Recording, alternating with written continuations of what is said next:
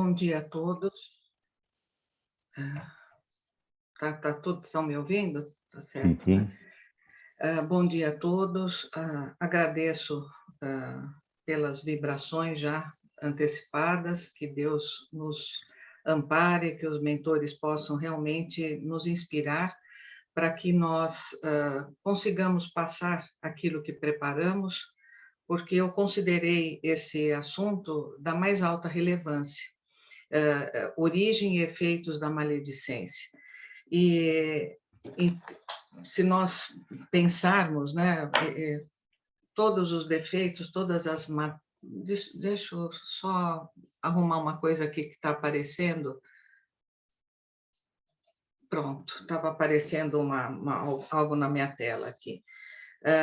Todos os defeitos da nossa alma que enfeiam o nosso espírito, de alguma forma, ainda nós os temos, seja num grau maior, menor.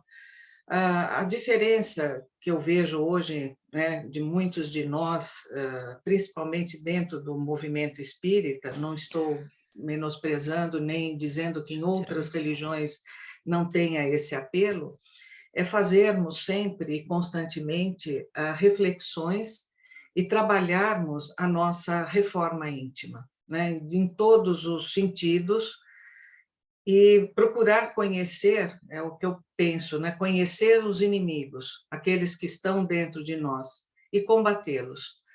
E com relação à maledicência, nós, né, e eu me coloquei a carapuça aqui, porque eu não suporto ter uma fala moralista, dizendo aos outros o que fazer e me excluindo do rol. E eu me vejo, sim, muitas vezes, usando mal, fazendo mau uso da minha palavra, vamos dizer assim, envolvida por algumas coisas que acontecem nas nossas vidas e na vida de cada um de nós. E nos mantermos constantemente equilibrados, é uma tarefa muito difícil. É algo que exige de todos nós um esforço muito grande, que é todos os dias nos examinarmos, procurarmos fazer, né, toda aquela, como sugeriu Santo Agostinho, e isso tem lá no Evangelho segundo o Espiritismo, aquela recomendação diária de, ao deitarmos, fazermos essa análise de como fizemos o nosso dia, de como agimos o nosso dia a dia, né? Naquele dia, melhor dizendo. E aí nós vamos ter condições, sim, fazendo uma recapitulação, de analisarmos, falar, puxa vida, isso aqui eu podia ter evitado, isso aqui eu já não poderia mais agir dessa forma. Mas nós temos, por outro lado, que entendermos a nossa situação como espíritos vivendo ainda num mundo de expiações, de provas e expiações, que é o que é o nosso planeta Terra ainda. Muito embora nós desejemos com muita intensidade que essa transição, que essa mudança no nosso planeta, ela se opere mais rapidamente. Mas isso é um outro assunto que nós poderemos um dia abordar, muitos estão falando sobre isso, e a gente sabe que tudo está dentro de cada um de nós. Essas mudanças se operarão quando nós todos estivermos com mais consciência, com as nossas trabalhadas melhor, de forma mais intensa, as nossas mazelas, os nossos sentimentos ainda inferiores. E isso leva tempo. A frase que me tocou muito, a vida inteira eu trago isso comigo, é que a nossa evolução se opera milimetricamente. Então, vamos ao lado disso, não nos colocando, nos desculpando dos nossos atos, mas entendermos também que tudo é um processo, tudo que nós investimos nesse campo, que é da reforma íntima, não é um processo rápido e que leva tempo, que demanda um tempo muito grande para nós irmos combatendo aquilo que enfeia o nosso espírito. E a maledicência, infelizmente, lógico, tem pessoas que usam de uma forma muito grosseira, intencionalmente, e nós vamos ver, né, quando eu fui buscar conteúdo, de onde vem toda essa fala inadequada nossa, do ser humano, não é?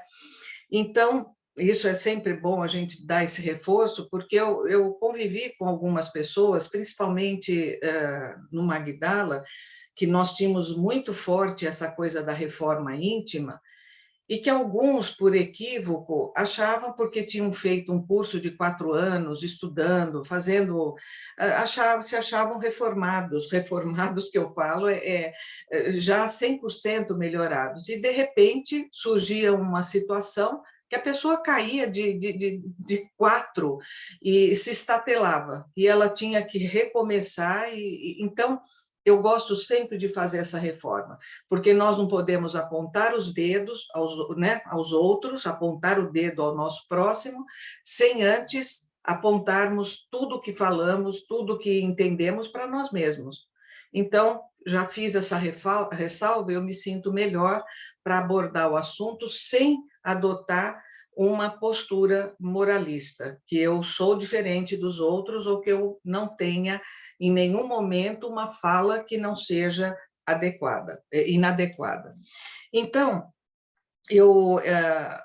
a primeira coisa, nós temos uma certeza que o nosso pensamento tem força criadora. Eu acho que não tem ninguém, até fora da religião, já tem essa ideia. Nós temos, o nosso pensamento tem força criadora. Nós pensamos, nós criamos.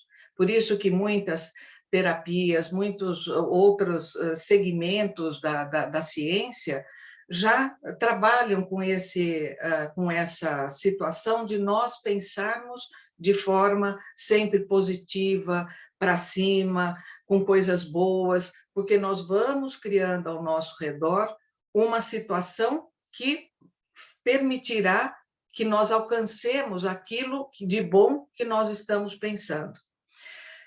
Da mesma forma, ao lado do pensamento que tem força criadora, e esse pensamento para nós, os encarnados, nós podemos escondê-los, mas eles são visíveis pelos nossos mentores, então também o cuidado com o nosso pensar, ele não vai passar, os nossos pensamentos não passarão despercebidos pelos nossos protetores espirituais e também pelos nossos irmãos ainda, aqueles que se encontram numa situação moral inferior, né? Muito inferior, que promovem o mal, que desejam o mal. Então, isso é uma coisa muito séria também para nós pensarmos. Quanto à palavra, ela é ainda mais potente, porque a partir do momento em que nós falamos alguma coisa, nós imprimimos, é como se nós tivéssemos lançado de forma ostensiva aquele pensamento que vai em direção ao éter, e vai ali encontrando outros pensamentos que fazem ressonância com aquilo, outras palavras, ditas também com aquele peso, e que vai criando para nós, em volta de nós, em volta do nosso campo vibracional, uma psicosfera muito densa e muito pesada. Então, pensar e falar é algo que nós devemos ter muita cautela e nos policiarmos. E aí entra esse lado, falei mal, tive um rompante, retoma a serenidade, vai fazer uma oração, se acalma, porque se você não fizer isso, o que acontece? Nós engrossamos ainda mais aquele sentimento ruim, porque vem ao nosso encontro outros pensamentos ruins, outros que estão naquela faixa vibracional. Então, essa é a importância de nós atendermos. Aí, buscando conteúdo, eu um dia numa feira do livro espírita lá em Jaú, eu vi uma obra, me interessei, e aliás, eu estava falando para a Thelma que eu fiz faxina a semana inteira em armários, e agora a última parte dos meus livros que eu estou reorganizando, e eu fui procurar esse livro que eu achei um conteúdo maravilhoso sobre a maledicência, e o que é, para minha surpresa? Ele sumiu, provavelmente eu emprestei para alguém, e que não me devolveu. Antes eu tinha um hábito de uma cadernetinha que eu escrevia para quem eu emprestava para cobrar a volta. Me descuidei um pouco, o meu livro foi já, bom, de toda sorte, que pelo menos para quem eu emprestei, que tenha lido e que faça bom uso. Mas eu fico sentida, eu tenho um lado meu aqui que eu sou muito apegada, são nos meus livros, né?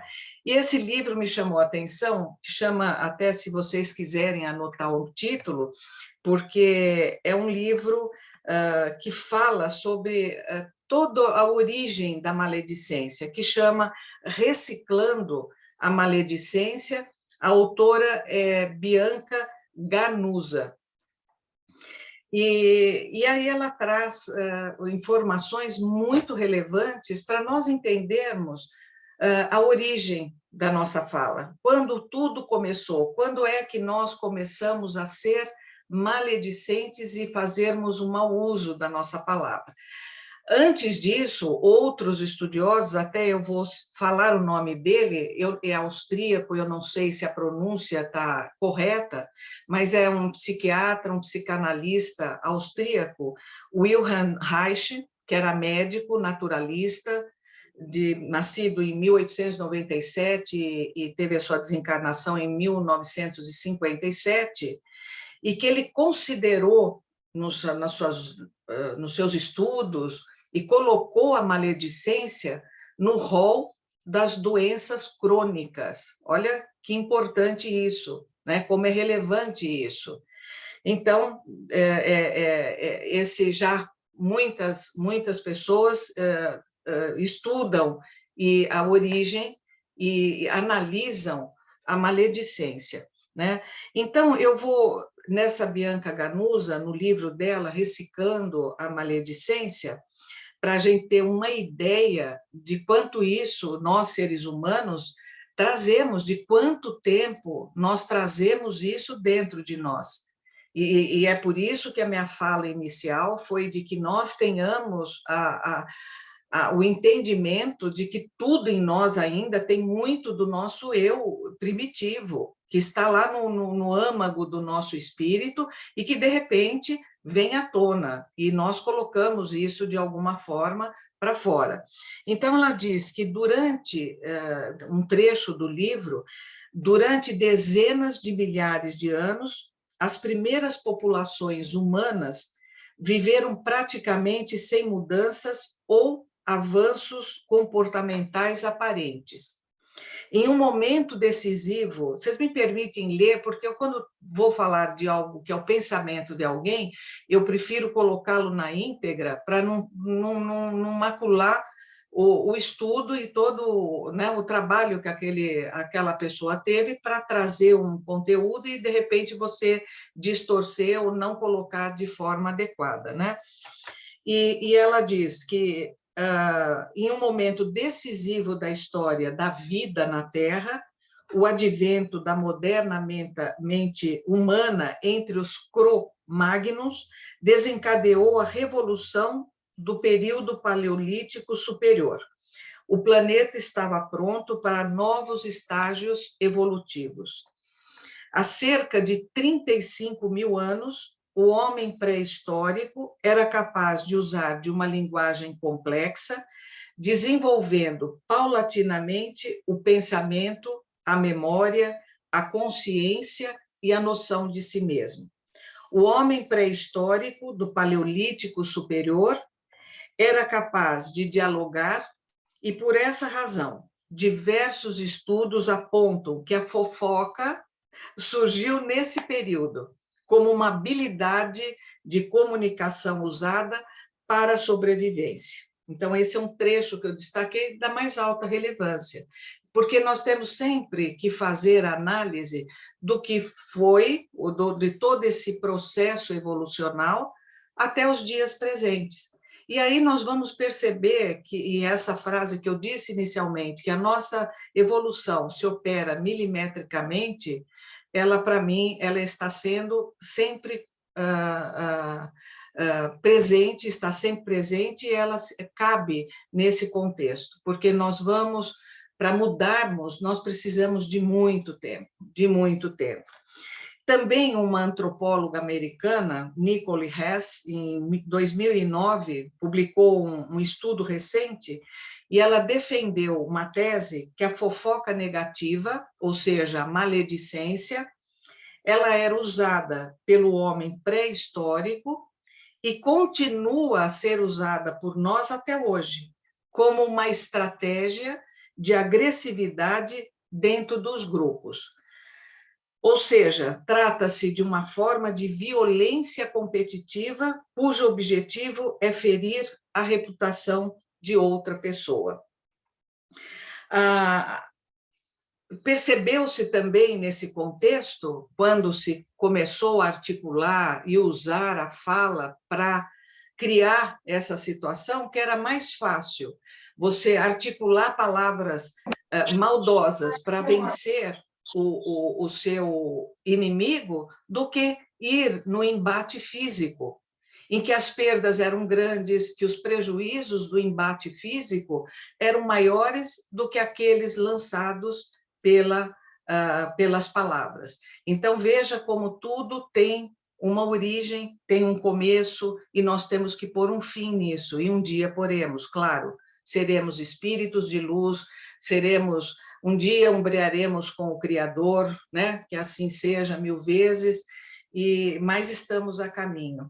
E nos cabe fazermos todo esse esforço para modificarmos o que é muito e que vem sendo usado. E hoje, olha, só falar, vamos combinar. Nós temos aí as redes sociais. Eu já não pertenço a mais nenhuma, nem Facebook, acho que tem a sua validade, a sua serventia, para divulgar, por exemplo, o próprio espiritismo, né, que hoje nós temos YouTube, nós conseguimos assistir palestras lindos, conteúdos de seminários, acompanhar, isso é maravilhoso. Para mim, a pandemia, uma das coisas, o lado positivo de todo mal, que dizem que tem, né? Todo mal tem um lado que se aproveita, foi justamente a oportunidade que tivemos de conhecer pessoas ótimas.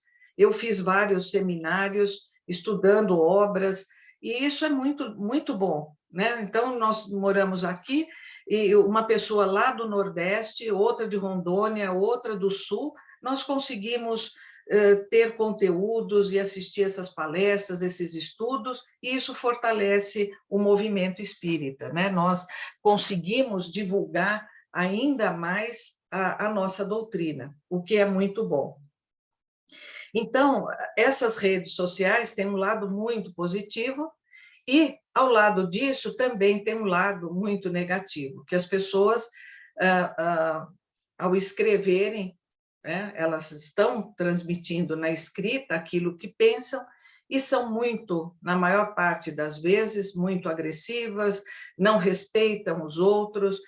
Ao lado disso, profissionais que usam da fala, das mídias, para divulgar inverdades, para criar animosidades, cisâneas entre nós. Isso é muito lamentável, né? Porque, sem querer, isso acaba, de uma certa forma, trazendo para nós um desconforto. Cada um de nós aqui temos uma linha de pensamento, acreditamos em algumas coisas, e também, né, porque, de uma certa forma, nós também somos personalistas e queremos que o nosso pensamento prevaleça, então acaba surgindo aí pontos de atrito entre as pessoas pela fala, pelos posicionamentos que hoje as pessoas têm nessas redes sociais. Então, isso nós precisamos fazer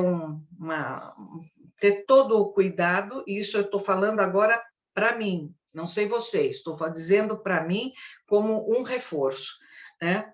Bom, então, visto isso, né, o tempo todo, onde surgiu, nós vemos que, de alguma forma, quando agimos assim, quando temos essas falas, o que ressurge em nós? Ressurge em nós o aquele homem ainda primitivo que usava da palavra para criar toda essa desarmonia entre grupos.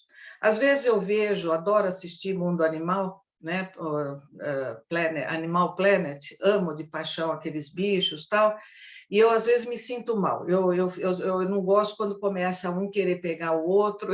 Eu sei que isso é natural, é da natureza, mas o que me deixa mais aflita num programa assim são os da mesma espécie que marcam território. E eles travam aqueles embates, né? Os leões, os macacos, para definir territórios, para ter a fêmea, a prevalência sobre uma fêmea. E aquilo me faz mal de ver, mas trazendo para nós, o que nós fazemos entre nós?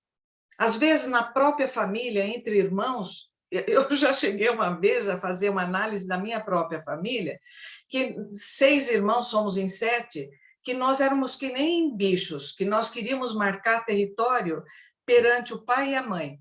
Então, usa-se de vários artifícios para conseguir que um seja o mais queridinho do pai ou da mãe. Isso é um fato, né? Se não acontece na família de vocês, na minha acontece e aconteceu muito, né? Então, eu comparo isso ainda aquilo que é instinto nosso, instinto animal muito forte ainda em nós, né? Bom, feito isso, então a gente já tem uma ideia da origem, de como nós ainda usamos mal a nossa palavra. Vamos para um outro tópico agora. Quando começou o combate ao uso da má palavra, da palavra maledicente? E aí entra o papel das religiões. Então, foram as religiões, e nesse livro, eu não sei mais se foi de outro conteúdo que eu tirei, se foi da Bianca Ganusa, que ela mostra várias religiões que já se posicionavam ostensivamente contra o mau uso da palavra. Então, vou citar alguns, e até chegar no nosso mestre querido. Para ter uma ideia, né, o livro egípcio Instruções de Amenemope, escrito há mais de 900 anos antes de Cristo, trazia orientações específicas sobre a virtude do silêncio e os riscos da língua venenosa. Na Torá é proibida e é chamada pelos judeus de Lashon Hara, não sei se é assim que fala. Literalmente significa má língua. No Antigo Testamento é apontado como um mal a ser evitado. Para os muçulmanos, é um dos piores defeitos morais existentes. No budismo, há mais de 400 anos antes de Cristo, Buda ensinou a abster-se da mentira e da maledicência, buscando evitar o mal e fazer o bem com palavras e pensamentos gentis. E Jesus não deixou de nos alertar com a importância daquilo que sai da nossa boca. E dizia aos fariseus, aos saduceus, aquilo não é o que entra pela boca, mas é o que sai, porque o que sai da nossa boca, ele tem origem no nosso coração. Então, o que enlameia o homem não é o que ele come, se ele não lavava as mãos para comer, porque isso nós sabemos que havia por parte dos judeus todo um ritual nisso, né? Mas Jesus era firme e, de uma certa forma, ele combatia a hipocrisia, né? Que eu acho uma das coisas que eu amo no Cristo, é isso. Você é maravilhoso, o ser da mais alta envergadura moral que nós tivemos, o nosso governador planetário, ainda assim ele não era conivente com a hipocrisia. Então, isso tudo, o mau uso, já vem sendo observado há muito tempo, e as religiões, e aí nós podemos fazer também rapidamente aqui, só um gancho. Ainda ontem eu vi uma palestra do Divaldo, e eu de manhã, pela manhã, tomando café com meu marido, eu sempre converso alguma coisa, assim, não sei, sempre sai algum assunto da doutrina, e eu falando que, ai meu Deus do céu, agora foi, que era essa questão assim de, oh meu pai, me desculpe, eu sempre dou isso, você sabe que uma das coisas, eu estou entre amigos, né? E eu estou com medo de fazer palestra, porque eu acho que, outro dia eu vi um neurocientista falando que a gente não perde a memória, a gente vai esquecendo, eu não lembro onde pôr a chave, eu não sei o que eu deixei, que isso não é perda de memória, é um desgaste natural do cérebro, né? E que a gente começa a acontecer depois que a gente entra nos enta. O meu é 68, então eu já tenho justificativa bastante para, de vez em quando, ter lembrei. Então, o que eu dizia, que Divaldo, assim, eu falava isso de manhã, depois ouvi a palestra de Divaldo, ele falando justamente isso, o papel do espiritismo perante as outras religiões. Quando nós temos um conteúdo religioso, que nós vamos estudar um pouco cada religião, nós vamos ver que a essência delas, tirando alguma coisa, né, ela é a mesma. Deus é único para todos nós. Os princípios morais de quase todas são idênticos. E o Espiritismo, ele não veio para derrubar nenhuma. Quem acredita que o Espiritismo será a religião do futuro ou teme por isso, está equivocado. Porque o Espiritismo, ele veio para trazer luz, e eu vejo a doutrina espírita, além dos seus princípios morais, eu vejo o Espiritismo como,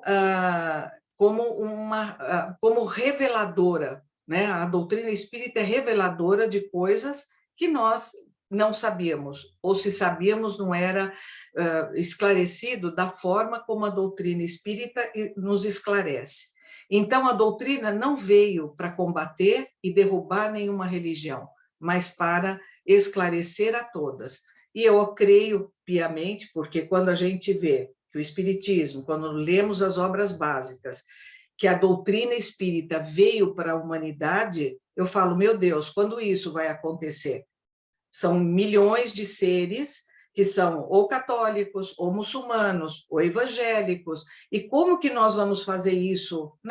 Não vai ser derrubando essas religiões, mas esclarecendo-as em pontos, tanto que hoje no catolicismo o purgatório já foi eliminado. Então, gradativamente, nós vamos tendo essas mudanças que se operarão, né? Tomara que assim seja e assim será.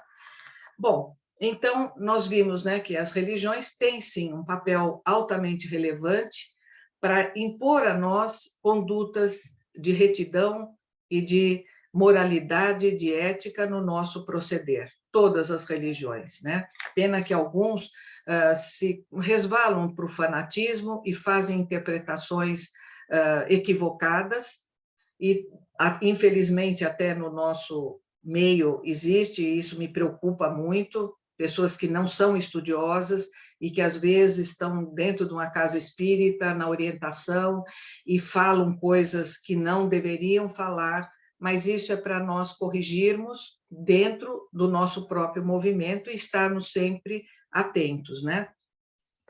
Agora eu vou trazer também, dentro da nossa doutrina, da literatura espírita, vamos dizer assim, algumas informações também sobre a maledicência. Já citei a Ganusa, e agora tem um livro do Técnica de Viver, do Valdo Vieira, que ele, no capítulo 10 desse livro, o título Desconfiemos de Nós, ele fala que olha, achei isso tão importante que eu coloquei nesse conteúdo, que não há institutos de pesquisas no mundo capazes de avaliar a quantidade de infortúnios e delitos desencadeados entre os homens anualmente, resultante das impressões falsas proclamadas como verdadeiras.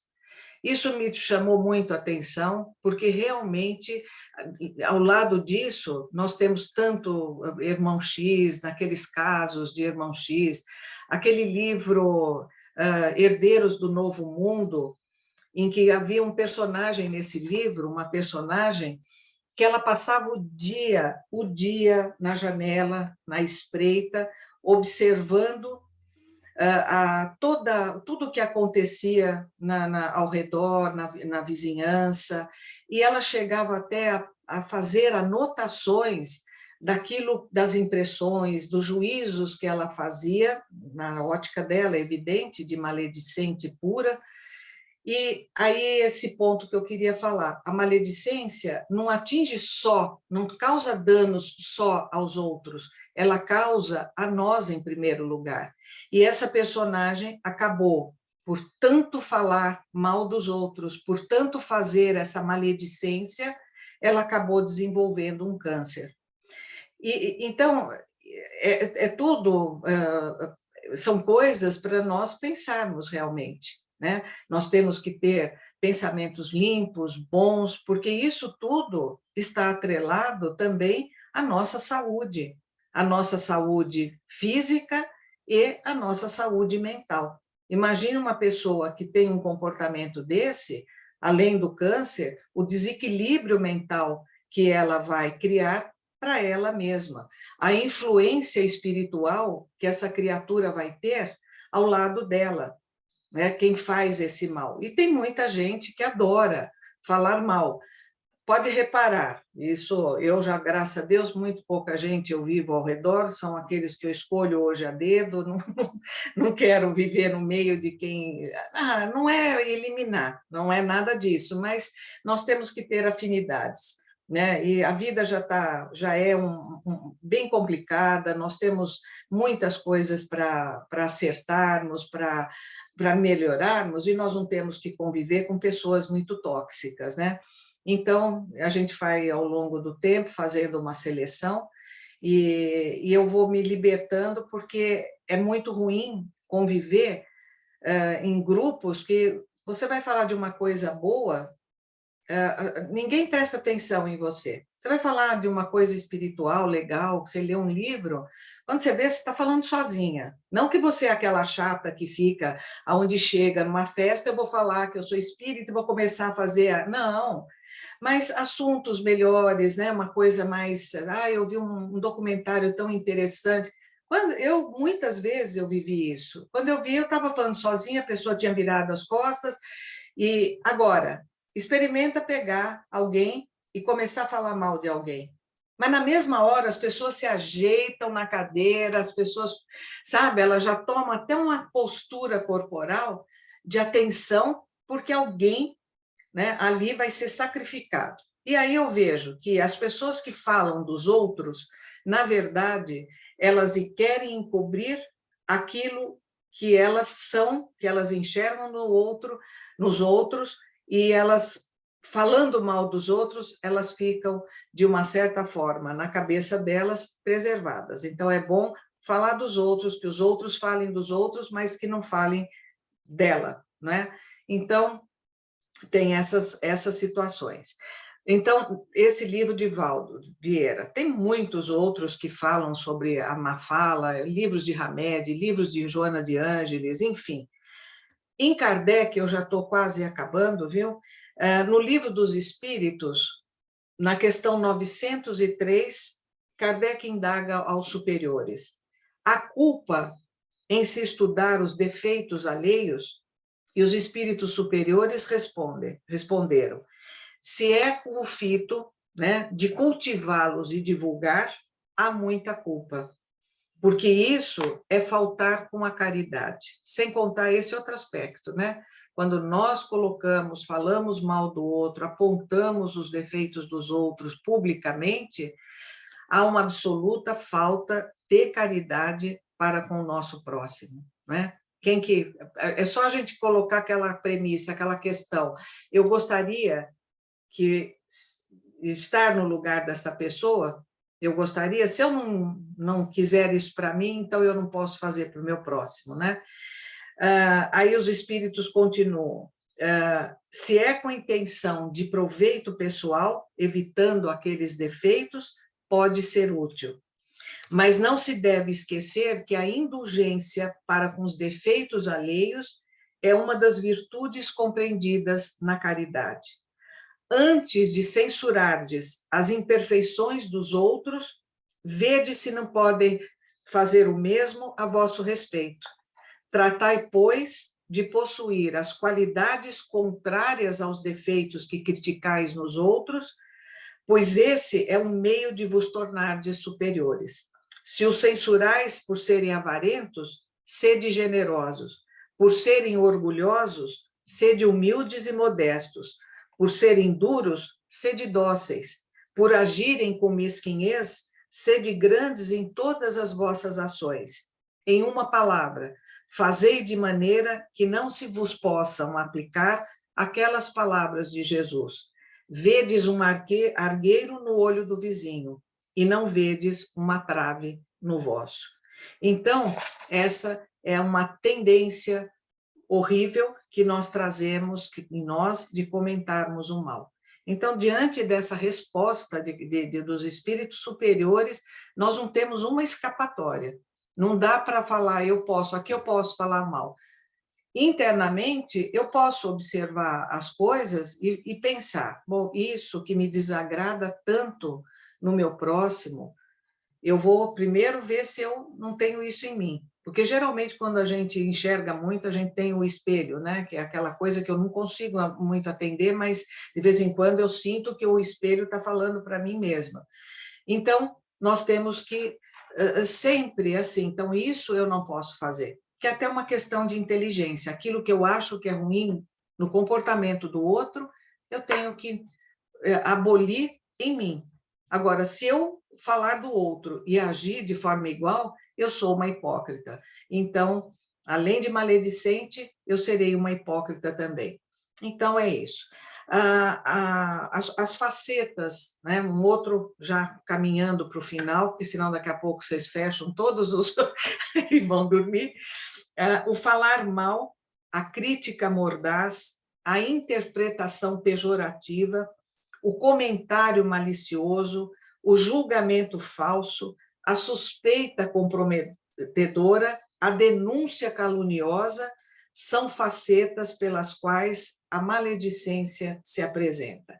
Olha a extensão disso tudo.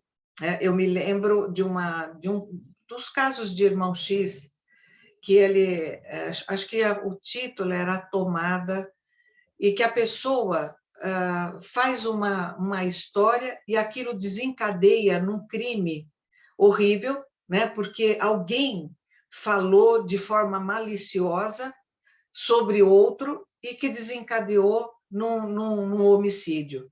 Então, nós temos que ter muito cuidado, muito cuidado. E é aí que eu falei de redes sociais, desse ódio que se propaga.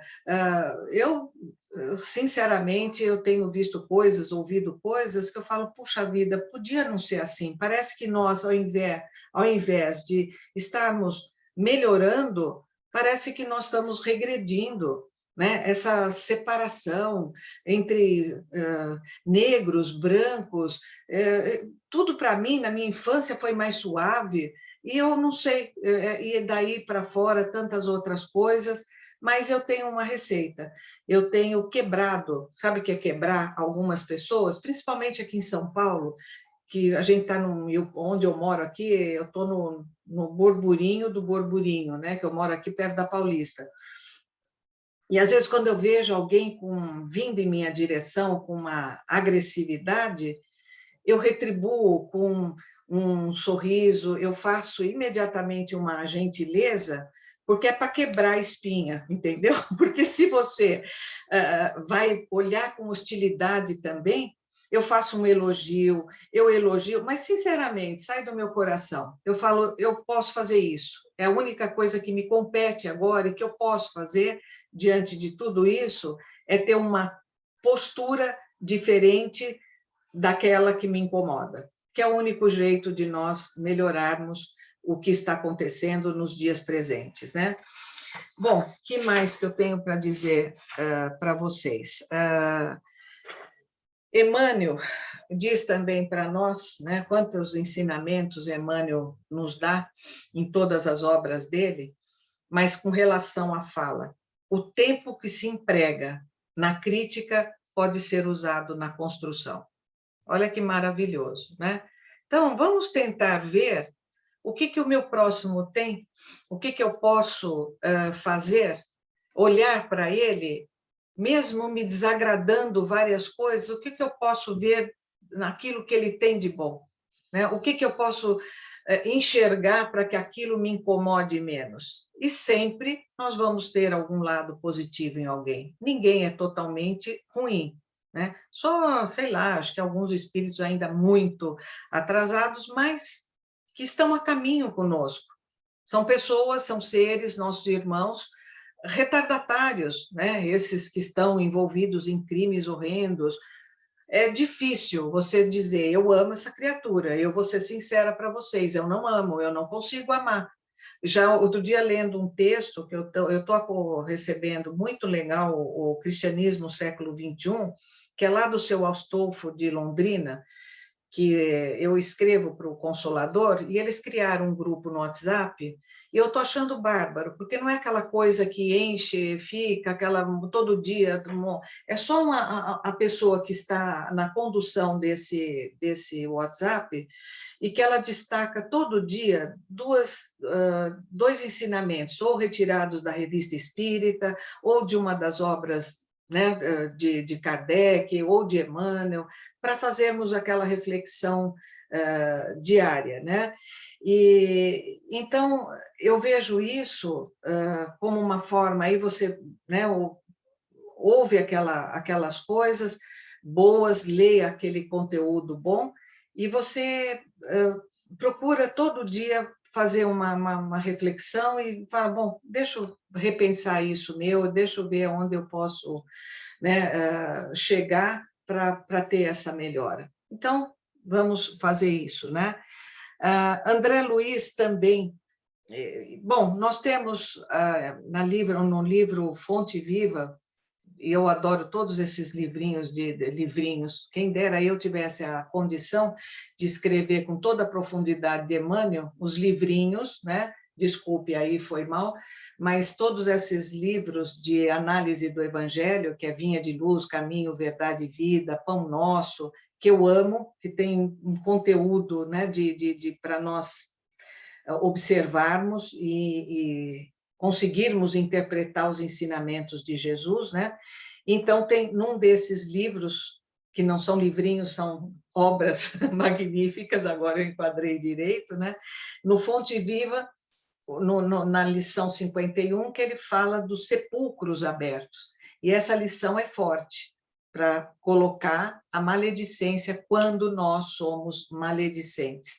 E Emmanuel fala, né, que fazendo uma severa advertência à maledicência, comparando todos aqueles que se encontram transviados da luz, principalmente aos que fazem mau uso da palavra, como um sepulcro aberto. Já imaginaram o que é um sepulcro aberto?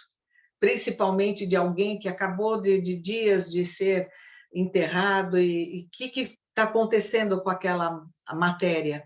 É só verme, é só mau cheiro, né? E Emmanuel usa e compara aqueles que fazem mau uso da palavra, que são maledicentes, a sepulcros abertos.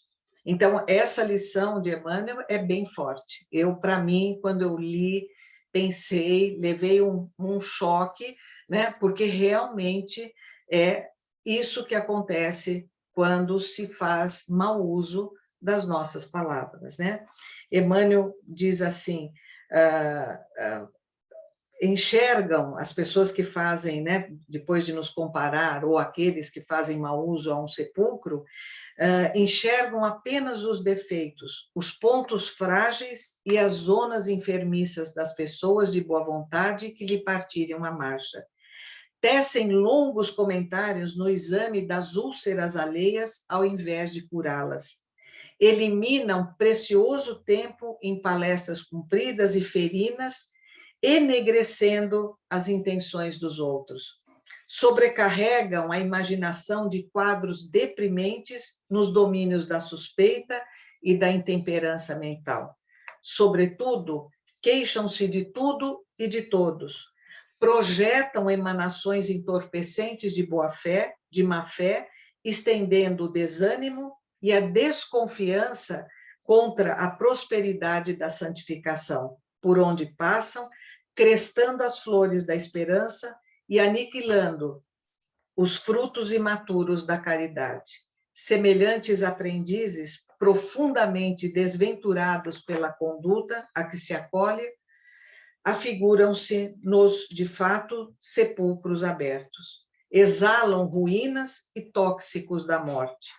Quando te desviares, pois, para o resvaladiço terreno das lamentações e das acusações, quase sempre indébitas, reconsidera os teus passos espirituais e recorda que a nossa garganta deve ser consagrada ao bem, pois só assim se expressará por ela o verbo sublime do Senhor. Então, apliquemos todos os recursos da caridade para com o nosso próximo, né? Silenciando quando possível e procurando realmente controlar, ter um controle sobre a nossa fala, sobre os nossos pensamentos também, porque pensamos e exteriorizamos pelas nossas falas. E se nós pensamos muito, ruminamos e ficamos, uma hora aquilo estoura e sai. E quando sai, não tem volta, né? Acabou. É a mesma coisa que você pegar, que tem até uma coisa para fazermos uma analogia do que é o efeito da palavra. Se você pegar um saco enorme de plumas, for no alto de uma colina, soltar abrir aquele saco de plumas e depois querer capturá-las e tê-las todas de volta dentro desse saco. Você pode pegar uma quantidade, mas outras tantas se perderão. E aquilo que nós falamos fere, ele imprime, não é ferir, é aquilo que eu usei logo no início, ela imprime de uma forma muito contundente e que vai levar muito tempo para que isso possa ser corrigido e dissipado. Se é que isso, bom, acontecerá sim, né? Eu sou sempre esperançosa que todo mal tem um fim um dia, mas nós não precisamos fazer com que este mal ele seja recorrente e que toda hora nós estejamos projetando aquilo que faz mal. Em primeiro lugar, para nós, primeiro lugar, para o nosso próximo, para todos e para a psicosfera do nosso planeta. Nós temos o compromisso moral de zelarmos pelas vibrações de amor, para aumentar nesse nosso planeta essa possibilidade de se concretizar mais rapidamente a transição planetária que tanto nós estamos aguardando e desejando que aconteça, para termos ainda lá mais chão e mais passos, mais libertos do mal que ainda impera no nosso planeta, né? E então, queridos, era isso que eu tinha a dizer. Me desculpe as minhas falhas mentais, mas fica por conta dos 68, que daqui para frente vai sendo cada dia, né, um pouquinho pior, mas estou tomando, né, o ômega 3, tudo, mas não adianta, é o tempo,